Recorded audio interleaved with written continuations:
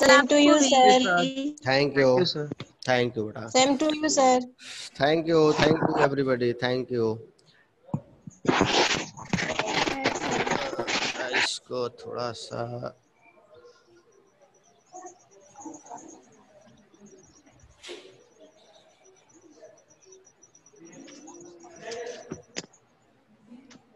Group में math का link कौन भेजा है?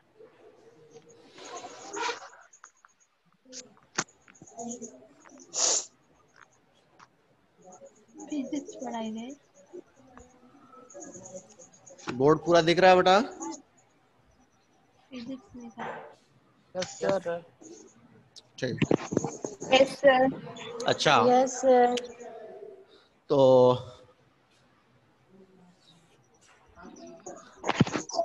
थोड़ा सा इसको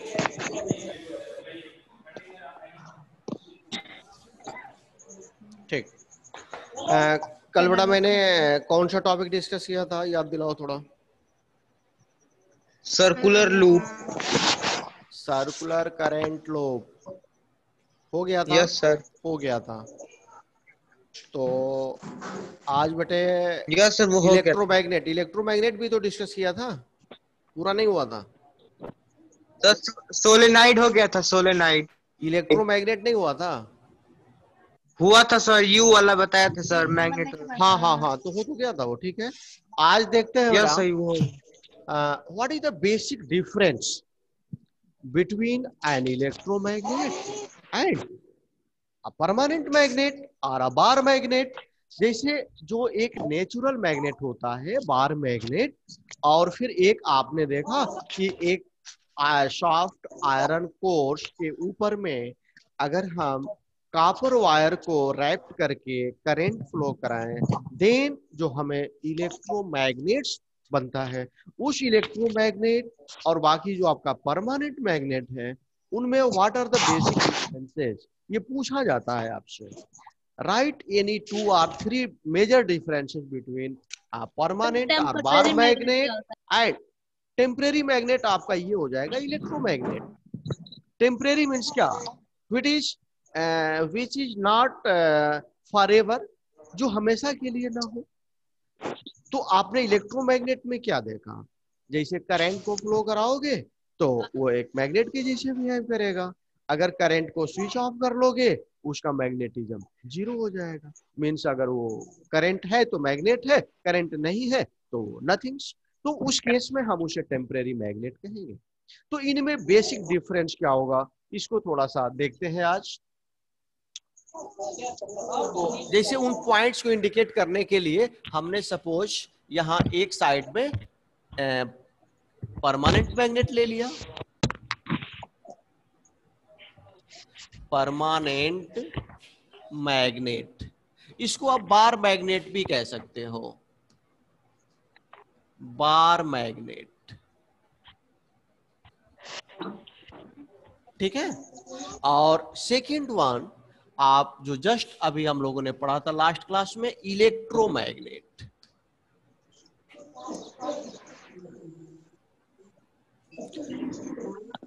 इलेक्ट्रोमैग्नेट है क्या? तो it is a temporary magnet which works on the magnetic effect of current. Current के अंदर जो मैग्नेटिक इफेक्ट पाया जाता है, मैग्नेटिक इफेक्ट को जो शो करती है, उस पे वर्क्स करता है ये इलेक्ट्रोमैग्नेट। तो क्या इनमें डिफरेंसेस हो सकता है? आप इनको एक आध पॉइंट जो मेजर पॉइंट्स हैं उनको आप देख लीजिए। फर्स्ट ऑफ ऑल, आपने क्या देखा कि जो भी बार मैग्नेट होगा, इस तरह का जो मैग्नेट है, उसका magnetizing power will be very weak. वो एक कमजोर, बहुत ही कम ताकत का मैग्नेट होगा, उसकी मैग्नेटाइजिंग पावर काफी कम होगी। डेफिनेटली निकिल के कोबाल्ट एटसेट्रा को अट्रैक्ट तो करेगा, बट बहुत ही कम ताकत के साथ करेगा।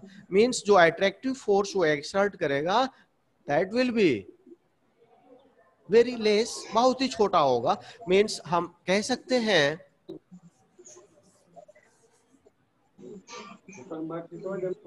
दे आर वेरी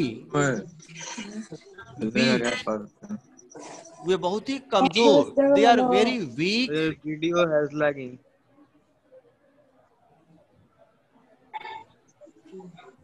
या दे पॉसेस कह सकते हैं, they possess very weak magnetising power. Magnetising power, उनकी जो मैग्नेटाइजिंग पावर है वो बहुत ही वीक होती है। इलेक्ट्रोमैग्नेट के केस में क्या होगा, स्ट्रांग होगी। आप करंट ज्यादा ले लोगे, नंबर ऑफ टर्न्स भी ज्यादा ले लोगे, और आप मोटे वायर से बनाओगे, अच्छे मटेरियल का बना होगा, तो उसकी मैग्नेटाइजिंग पावर काफी ज्यादा होगी। कह सकते हैं Electromagnet can produce they very have strong magnetic force. strong magnetizing power, They या possess very मैग्नेटाइजेशन भी कह सकते strong हैं। magnetizing power. हाँ, मैग्नेटाइजिंग पावर, इनकी जो मैग्नेटाइजिंग पावर होगी ज्यादा होगी, कंपैरेटिवली ज्यादा होगी इनसे। सेकेंड पॉइंट हम याद रख सकते हैं बार मैग्नेट में, कि इनके जो नॉर्थ और साउथ पोल होते हैं, जैसे मान लो हमने ये बार मैग्नेट बेटा ले लिया, ये सपोज नॉर्थ पोल है और सेकेंड वन ये साउथ पोल हो गया, ठीक है। अब आप कुछ भी करके इनके पोल को आप कभी चेंज नहीं कर सकते हो। आप कभी भी जब इसको फ्रीली सस्पेंड करोगे तो जो नॉर्थ पोल है वो ऑलवेज नॉर्थ डायरेक्शन में ही स्टे करेगा, कभी उल्टे और डायरेक्शन में। उसमें सर चेंज हो जाएगा ना? हाँ, अभी बताते हैं, डोंट वरी। तो आप परमानेंट मैग्नेट में आपने क्या देखा, it's polarity can not be changed by any means, any how, किसी भी तरह से आप कोशिश कर लो, इसकी पोलैरिटी को आप चेंज नहीं कर सकते, क्योंकि ये जो पोलैरिटी होती है उसके जो अंदर जो मॉलिक्यूल्स होते हैं उनके डाइपोल मोमेंट के डायरेक्शन के अकॉर्डिंग वो बाय डिफॉल्ट सेटेड रहता है, उसको चेंज करना पॉसिबल नहीं है। तो आप सेकंड पॉइंट याद रखेंगे, दियर मीन्स परमानेंट मैग्नेट्स की दियर पोलैरिटी मीन्स उनके poles can not be changed, उनको चेंज नहीं किया जा सकता। जबकि अगर इलेक्ट्रोमैग्नेट है तो इलेक्ट्रोमैग्नेट में आपने क्या देखा था कि जब हम करंट की डायरेक्शन चेंज कर दे रहे थे तो जो पहले नॉर्थ पोल हुआ करता था वो कौन सा पोल बन जाता, साउथ पोल, साउथ पोल, और जो साउथ पोल रहता वो नॉर्थ पोल बन जाता। और नॉर्थ पोल। तो यानी कि हम इलेक्ट्रोमैग्नेट की पोलैरिटी को चेंज कर सकते हैं। It is the major difference.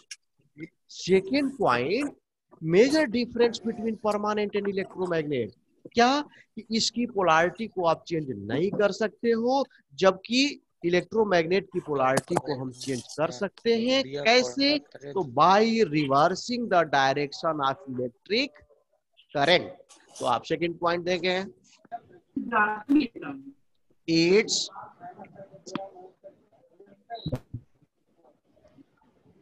polarity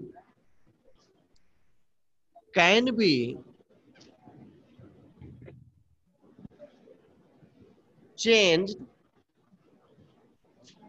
कैसे, by reversing the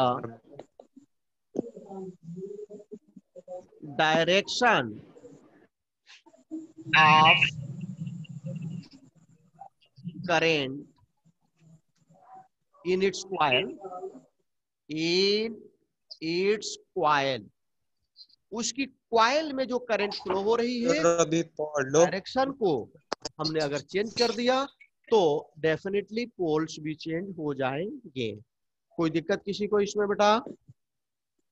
sir permanent sir एक बार होगा उसका रीजन क्या क्या बेटा, क्या कैसे चेंज हो जाएगा? आप क्या सर परमानेंट में चेंज नहीं होता है, उसका रीजन क्या है?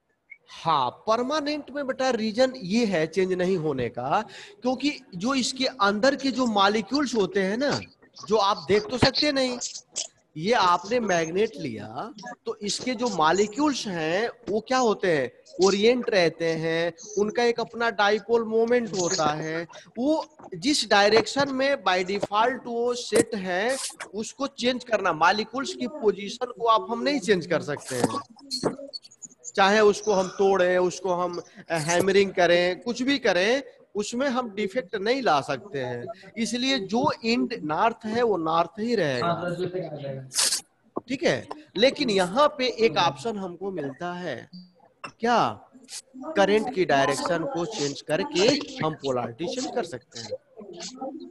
एनी ट्रबल, किसी को कोई दिक्कत, कोई परेशानी? अब जैसे हमने एक अगला पॉइंट भी इसमें जिक्र करना हमने चाहा, और क्या डिफरेंस हो सकता है?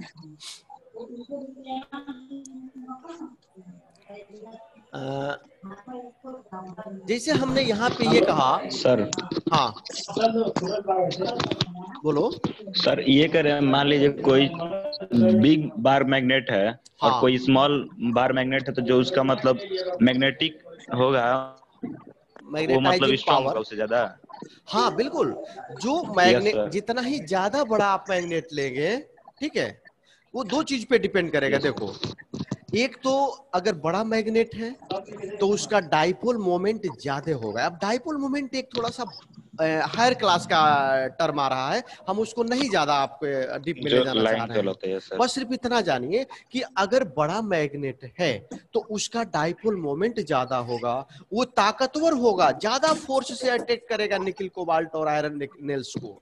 लेकिन अगर छोटा है तो कम फोर्स से अट्रैक्ट करेगा। Second things, yes sir. तो ये इसका हुआ।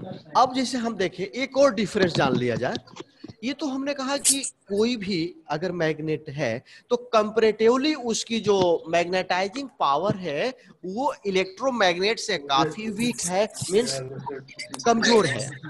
अब मैं कह रहा हूं कि क्या किसी आपके पास जो मैग्नेट दे दिया गया, ये हमने मैग्नेट बाजार से मैंने खरीद लिया, क्या हम इसके मैग्नेटाइजिंग पावर को कम ज्यादा कर सकते हैं या नहीं कर सकते? तो अब यदि वो नेचुरल मैग्नेट है, अगर वो परमानेंट मैग्नेट है, तब उसके मैग्नेटाइजिंग पावर को आप कम ज्यादा नहीं कर सकते हो, क्योंकि उसका डाइपोल मोमेंट बढ़ाना घटाना आपके हमारे वश में नहीं है। लेकिन अगर इलेक्ट्रोमैग्नेट है, मान लीजिए हमने उस पे जो कॉइल लपेट रखे थे उनके नंबर्स ऑफ टर्न्स को मैंने ज्यादा कर लिया, जो करंट बड़ा उसमें फ्लो हो रही थी उस करंट के एम्पियर को मैंने ज्यादा कर दिया। आपने जो उसमें कोर मटेरियल्स डाल रखे थे आपने उसके जगह पे उससे भी अच्छा मतलब कोर मटेरियल आपने डाल दिया, उस पे आपने लपेट लिया। तो सब कुछ करके हम इनके मैग्नेटाइजिंग पावर को बढ़ा सकते हैं कि नहीं? बढ़ा सकते हैं। तो यहाँ पे हमें एक ऑप्शन मिला कि इलेक्ट्रोमैग्नेट की मैग्नेटाइजिंग पावर को अपने रिक्वायरमेंट के अकॉर्डिंग चाहे जितना हम बढ़ा लें, लेकिन अगर परमानेंट मैग्नेट है तो इसके मैग्नेटाइजिंग पावर को बढ़ाना हमारे बस में नहीं है।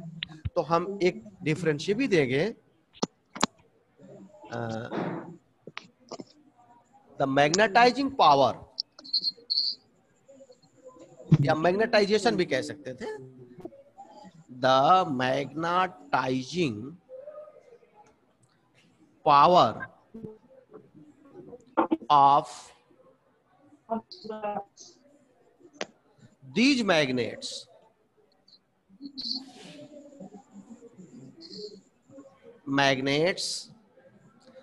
cannot be increased, इसको बढ़ाया नहीं जा सकता, जितना है उतना ही रहेगा। लेकिन इलेक्ट्रोमैग्नेट का, इसमें थर्ड पॉइंट आप दे दीजिए,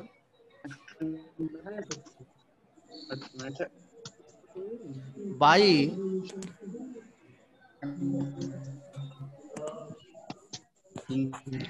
इंक्रीजिंग क्या चीज, करेंट की वैल्यू को आप Current. इंक्रीज करा दो, in number of coil. Number of turns यानी कि एन, ईटीसी फॉर मटेरियल का भी जिक्र कर सकते थे।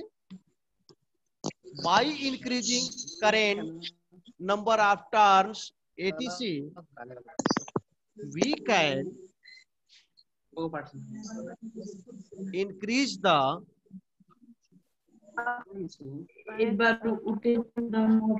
magnetizing power, increase the magnetizing power of electromagnets।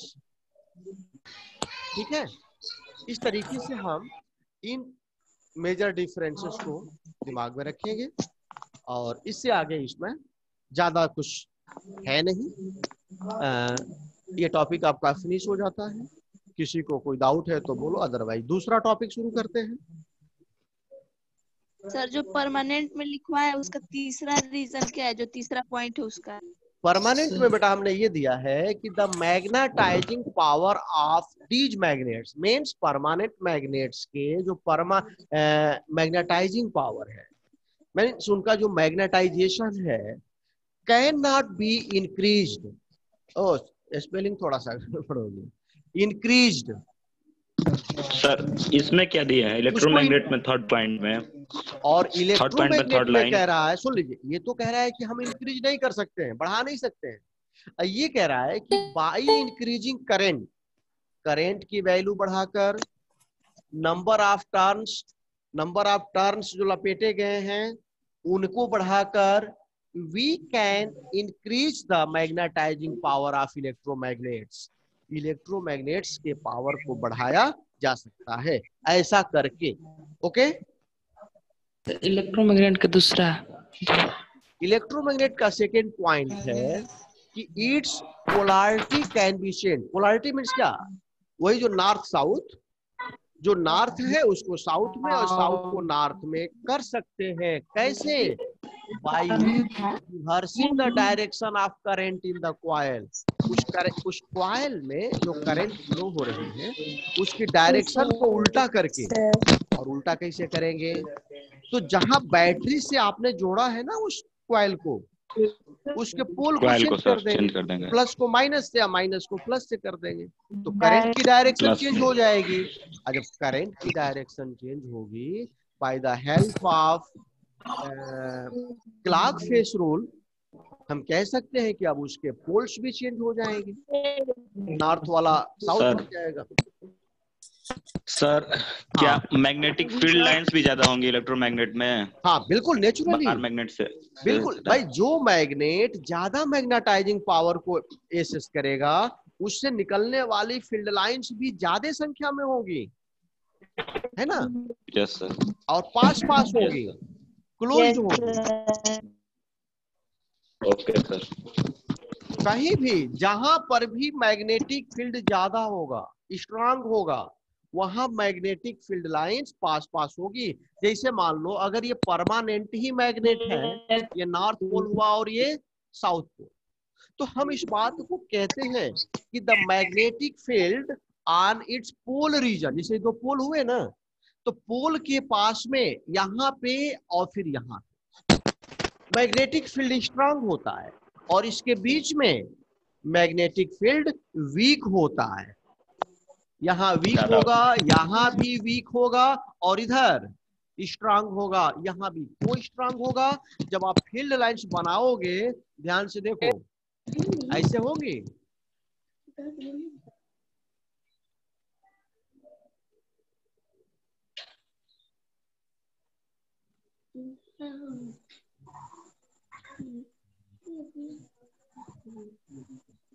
इस तरह से निकल रही है ना।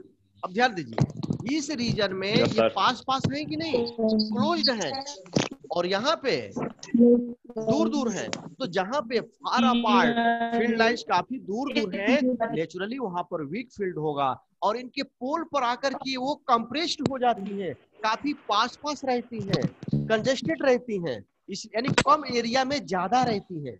यानी इनकी डेंसिटी, उन फील्ड लाइंस की डेंसिटी जहां ज्यादा होगी वहां स्ट्रांग होगा और जहां कम होगी, जैसे यहाँ इतने ही एरिया में 1 2 3 4 5 6 है और यहाँ इतनी एरिया में मात्र एक आधी है। अरे बस समझ में। Yes sir. तो इस तरीके से Yes, sir. फील्ड लाइंस पे भी वो डिपेंड करता है। आप जब थोड़े और बड़े हो जाओगे तो ये चीजें और अच्छे से समझ में आएगी एक आध साल बाद। अब देखते हैं बेटा कि यह जो मैग्नेटिज्म है ये केवल मैग्नेट या इलेक्ट्रोमैग्नेट में ही नहीं है, आपके हमारे लिविंग थिंग्स के बॉडी के अंदर भी मैग्नेटाइजिंग पावर है, उसके अंदर भी मैग्नेटिक फील्ड प्रोड्यूस होती है। वो कैसे प्रोड्यूस होती है तो और सब एनिमल्स के लिए तो हमें जानना जरूरी नहीं है, बट अपने बॉडी के बारे में तो हमें जानना ही पड़ेगा। क्या हमारे बॉडी के अंदर मीन्स क्या ह्यूमन बींग्स के अंदर भी मैग्नेटिक फील्ड लाइंस होती है क्या उसके अंदर भी मैग्नेटिक फील्ड प्रोड्यूस होता है क्या हमारे अंदर भी क्या कोई मैग्नेट पड़ा हुआ है क्या? तो इन सारी चीजों को भी जानना पड़ेगा। तो एक टॉपिक आप इसके बाद इसको समझो, magnetism in human beings.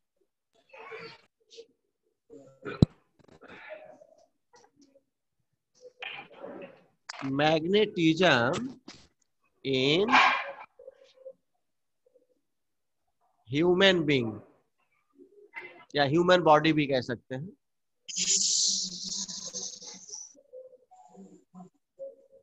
Human body ही कही, बींग मत कही।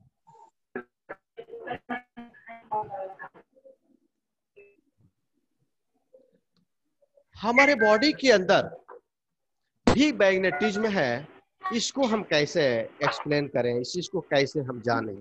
थोड़ा सा टेढ़ा क्वेश्चन है, थोड़ा मुश्किल सवाल है कि हम कैसे इस चीज को आइडेंटिफाई करें।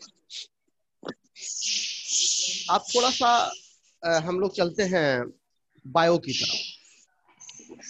आप हम जो कुछ भी एनर्जी गेन करने के लिए जो कुछ भी लेते हैं, चाहे हम भोजन लेते हैं या जो कुछ भी, तो वो हमारे बॉडी में जाकर के क्या होता है, डिकम्पोज होता है, टूटता है और उसके बाद एनर्जी रिलीज होती है। तो वो जब टूटता है तो एक तरह के आयंस बनते हैं। आयन समझते हो? जैसे ये आपका साल्ट है, क्या है? NaCl साल्ट है। तो जब ये टूटेगा तो Na प्लस में टूटेगा और Cl माइनस में टूटेगा। तो बेटा इसको बोलते हैं आयंस। क्या कहते हैं? आयंस। ये पॉजिटिव आयंस है और ये आपका नेगेटिव आयंस। तो आयन क्या है? ये चार्ज पार्टिकल है, इन पे चार्ज होता है। ये प्लस क्या इंडिकेट कर रहा है कि this particles has something charge, उसके ऊपर थोड़ा बहुत कोई चार्ज है। और चार्ज जब फ्लो करेगा, चार्ज जब इधर उधर मूव करेगा, एक तरह की करंट प्रोड्यूस होगी। समझ में आ रही बात? अगर आप इलेक्ट्रिक सर्किट में जो पढ़ते हो, बहुत ध्यान से सुनिए, बहुत इंटरेस्टिंग टॉपिक है, सुन लोगे तो फिर बुक में पढ़ने की जरूरत भी नहीं पड़ेगी। तो ये मैं क्या बता रहा हूं भाई, करंट क्या है? क्या बेटा? Hello, flow of charge. हाँ, फ्लो ऑफ चार्ज सर। हाँ सुनिए, जैसे मान लो किसी इलेक्ट्रिकल सर्किट में कोई करंट फ्लो हो रही है, तो current is what? A flow of charge. किसी भी कंडक्टिंग वायर में अगर चार्ज रेगुलर फ्लो कर रहा है तो उसे आप क्या कहते हो कि करंट फ्लो हो रही है। तो चार्ज का फ्लो होना ही तो करंट है। अब वो चाहे जिस तरह का चार्ज हो, चाहे इलेक्ट्रॉन ही क्यों ना फ्लो हो रहे हो, चाहे प्रोटॉन ही क्यों ना फ्लो हो रहे हो, या फिर चाहे हीलियम के न्यूक्लियस ही क्यों ना फ्लो हो रहे हो, कोई भी चार्ज जब फ्लो होगा तो करंट फ्लो होगी। तो अब यहाँ पे हम देखते हैं कि हमारे ह्यूमन बॉडी में ये जो कुछ भी मतलब हम खाते पीते हैं, जो डाइजेस्ट जब होता है तो वहां पे कुछ आयंस बनते हैं और वो आयंस भी मूव करते हैं हमारी वेन्स के माध्यम से, हमारे नसों के माध्यम से। वो आयन क्या होते हैं? मूवेबल होते हैं। और आयंस क्या है? तो पॉजिटिवली चार्ज और नेगेटिवली, यानी कि वो भी चार्ज पार्टिकल्स। तो वे जब मूव करेंगे, फ्लो करेंगे, तो हमारे बॉडी में भी एक आयनिक करंट, कैसी करंट, आयनिक करंट फ्लो होती है। ह्यूमन बॉडीज के अंदर आयनिक करंट प्रोड्यूस होती है। और आपने मैग्नेटिक इफेक्ट ऑफ करंट में क्या चीज पढ़ा है कि अगर कोई करंट फ्लो हो रही है किसी वायर से, तो अपने अराउंड वह एक मैग्नेटिक फील्ड प्रोड्यूस करेगी, डेफिनेटली करेगी। तो यदि हमारे बॉडी के अंदर भी वेन्स में जब आयनिक करंट अगर फ्लो हो रही है, तो क्या ये अपने चारों तरफ मैग्नेटिक फील्ड प्रोड्यूस नहीं करेंगे? करेंगी। तो हमारे मतलब बॉडी के अंदर भी उन वेन्स के चारों तरफ एक तरह की मैग्नेटिक फील्ड प्रोड्यूस होती रहती है, और उसी को हम लोग मैग्नेटिज्म इन ह्यूमन बॉडी के नेम से जानते हैं।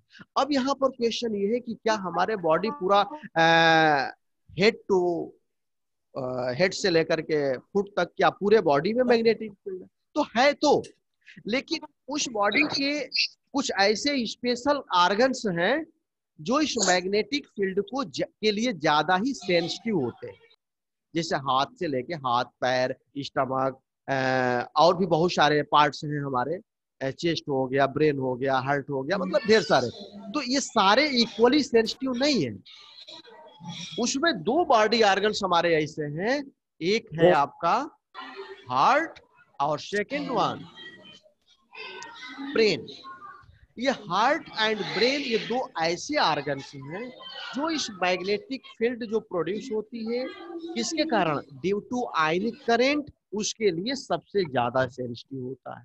ओके, तो अब इसके बेसिस पे, हाँ हेलो, तो इसके बेसिस पे कुछ ऐसी टेक्निक फॉलो की गई है, कुछ ऐसी टेक्निक डेवलप की गई है कि जो इस मैग्नेटिक इफेक्ट को, यानी जो शरीर के अंदर पैदा हो रहा है, जो हमारे हार्ट और ब्रेन जिसके लिए ज्यादा सेंसिटिव है, उसके उस टेक्निक के हेल्प से हमें कुछ ऐसे इंफॉर्मेशंस मिल सके, कुछ ऐसे हमें मतलब जानकारी मिल सके जिसको हम मेडिकल फील्ड में उसका इस्तेमाल कर सके, उसका यूज कर सके। आप सभी ने सुना होगा कि जब भी कोई क्रिटिकल डिजीज होती है किसी को, मान लीजिए किसी का ब्रेन हेमरेजी है, किसी का हार्ट में ही कोई बहुत बड़ा ट्रबल है, तो डॉक्टर उसको सजेस्ट करता है कि एक आप MRI टेस्ट करा के लाओ। कहता है या नहीं? कहता है सर। वो बोलता है कि आप एक MRI टेस्ट करा लो। अब ये MRI टेस्ट क्या करता है भाई? हमने बहुत सारे टेस्ट का नाम सुना है, जिसमें ब्लड टेस्ट से लेकर के जो CT स्कैन, अल्ट्रासाउंड वगैरह वगैरह। अब एक नया टेस्ट आ गया MRI का। तो MRI टेस्ट कुछ नहीं है, ये सिर्फ मैग्नेटिक इफेक्ट ऑफ करंट, जो हमारे बॉडी के अंदर जो मैग्नेटिज्म आ रहा है या जो डेवलप हो रहा है, उसी पे ये वर्क करता है। और ये करता क्या है? तो मैग्नेटिक रेजोनेंस इमेजिंग सर। हाँ, मैग्नेटिक, और ये है आपका रेजोनेंस इमेजिंग। और इमेजिंग का मतलब उसका इमेज फाइंड करना, उसका एक पिक्चर प्राप्त करना। और मैग्नेटिक का मतलब जो मैग्नेटिज्म पर बेस्ड हो, जो मैग्नेटिक इफेक्ट के द्वारा शो होता हो। और रेजोनेंस का मतलब होता है एक तरह का जैसे जो फिनोमिना जो भी बॉडी के अंदर मैग्नेटिक फील्ड के कारण हो रहा है, उसका एक बड़ा, एक कह सकते हैं एक मॉड्यूलेटेड फॉर्म। मॉड्यूलेटेड भी नया वर्ड आ गया, जैसे जिसको बड़ा रूप करके जो है उसका पिक्चर पे दिखाया जाए। ठीक है, जैसे हमारे दिमाग में जैसे किसी तरह का वाइब्रेशन ही है, तो उस वाइब्रेशन को हम ऐसे नहीं समझ पा रहे हैं, और जब बड़ा रूप में, जब मॉड्यूलेटेड फॉर्म में, जब वो पिक्चर के रूप में जब आएगा, तो उसको डॉक्टर आसानी से समझ लेगा। अरे बात समझ में?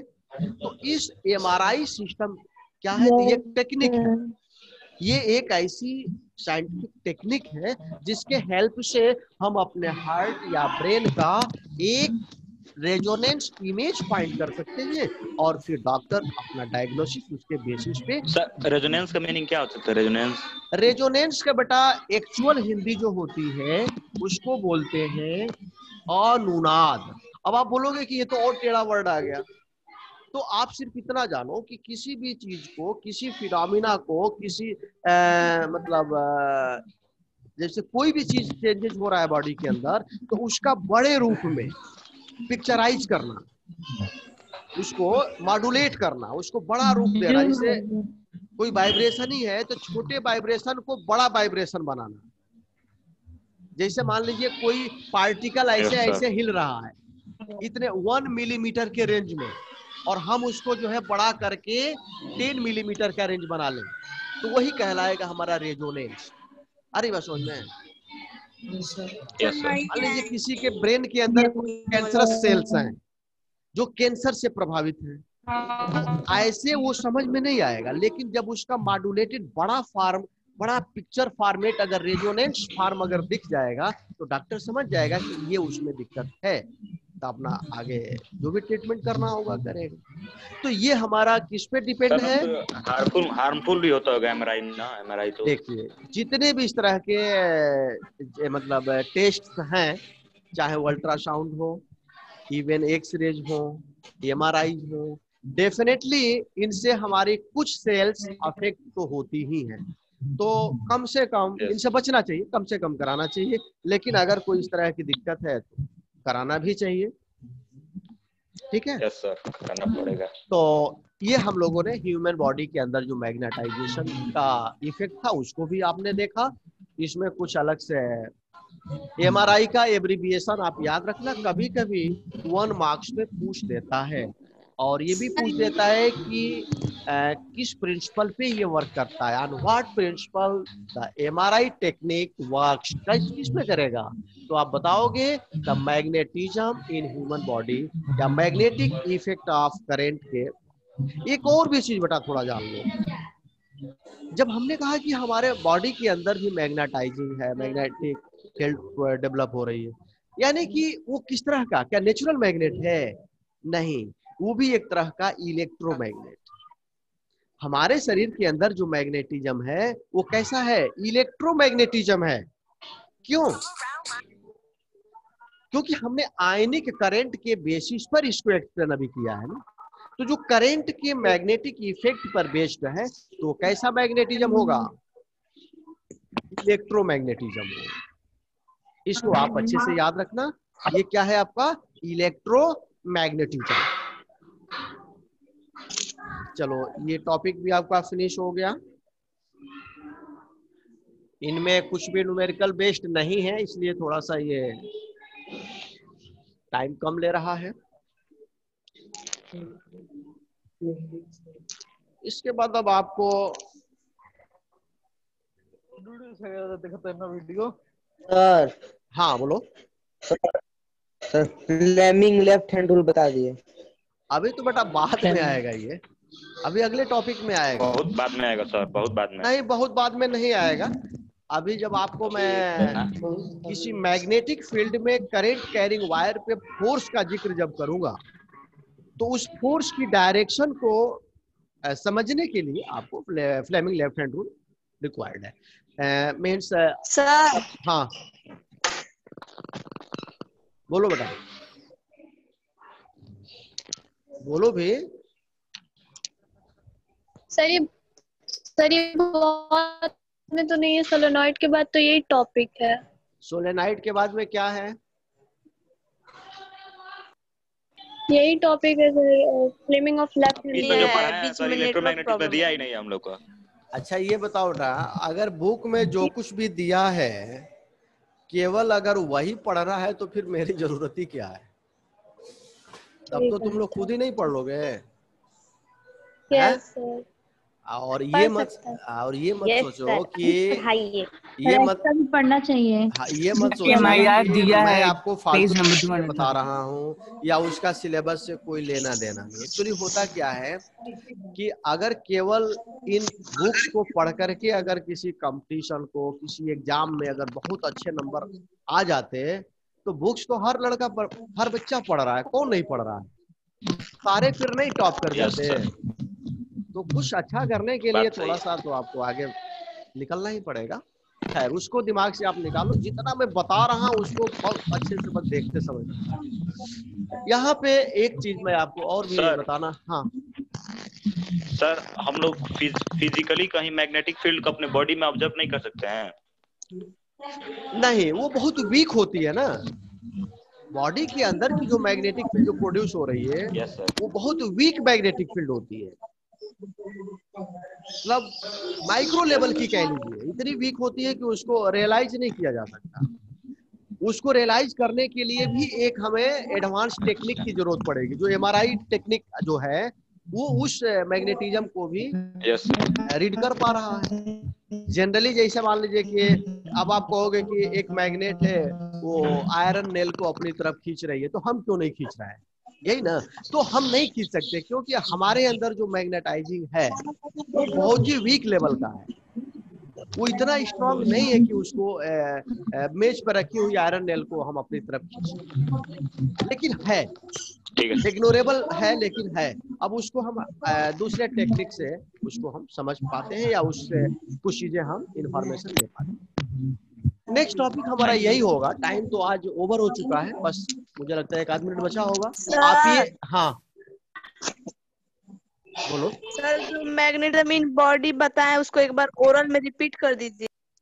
मैग्नेटिज्म इन ह्यूमन बॉडी में बहुत ज्यादा आपको नहीं जानना है, सिर्फ आप ये समझो कि ड्यू टू आयनिक करेंट्स, आप ऐसे जानो, due to ionic current in our body, due to ionic current in our body also behave like a electromagnet, वो भी एक इलेक्ट्रोमैग्नेट से बिहेव करती है।